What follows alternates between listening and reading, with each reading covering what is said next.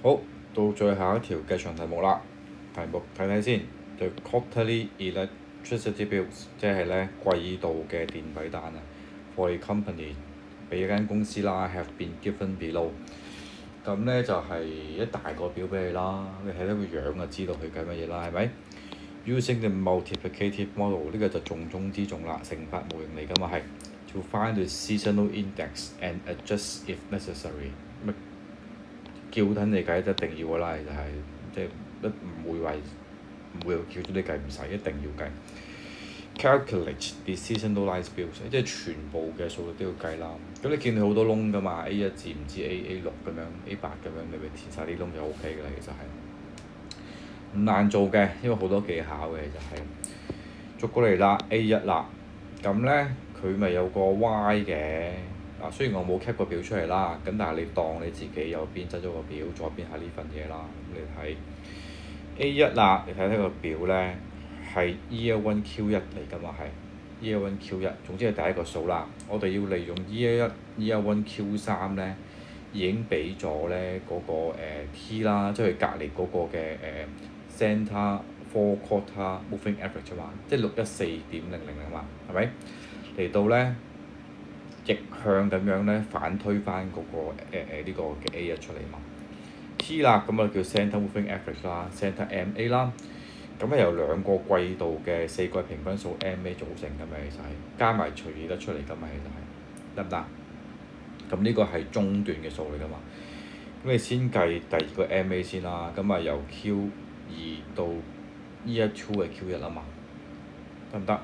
咁所以啦，就係由78加到720咁計啦，除4啦，咁所以就係627.5啦。咁你自己寫喺嗰個中間嗰條線上邊啦，可以係。咁啊，設第一個 MA 就係 Q1 到 Q4 叫做 MA1啦，呢個未知嘛，因為係。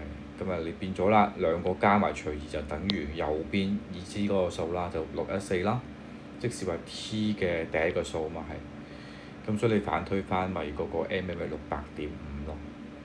OK，咁你跟住咧就睇翻 MA 啦，MA 其實就係將 Q1 到 Q4 嘅 Y 加埋除4啊嘛，知唔知啦？4個加埋㗎嘛，所以咧4個加埋除4係等於600.05啦，係咪？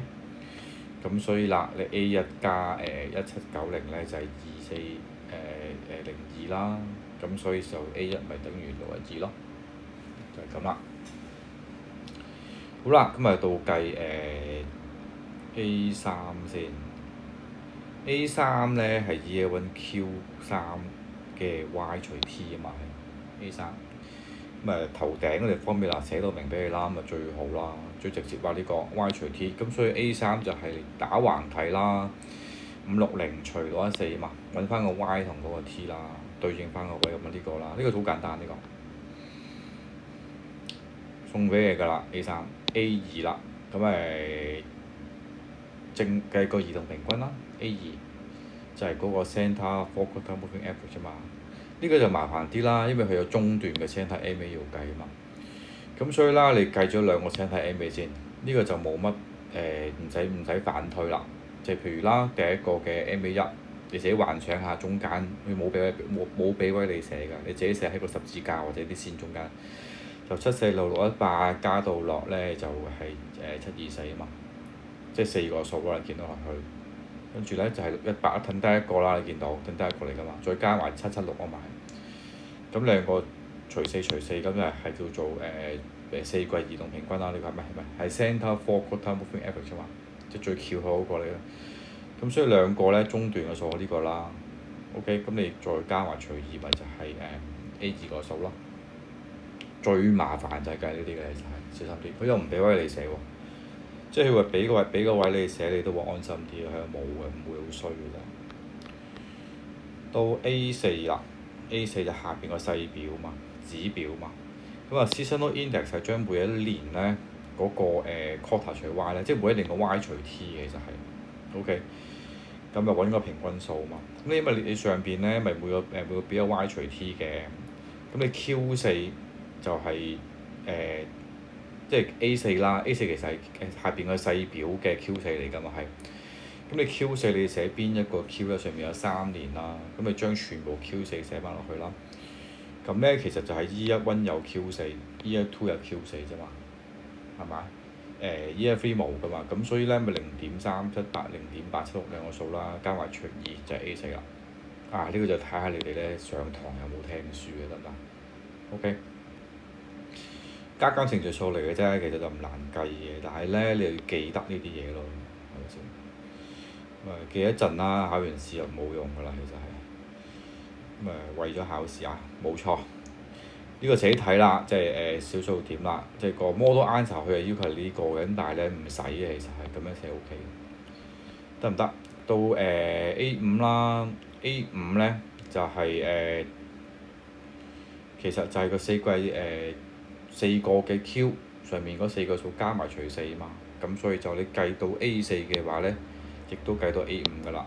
咁計唔到 A4嘅話咧，A5就一定錯，咁冇辦法啦。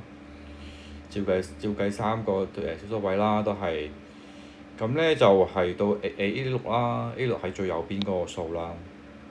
A6咧其實係點樣計咧？其實就將左邊已知嗰個數啦，其實係 Q1 嗰個 seasonal index 啊嘛，佢俾咗你㗎啦。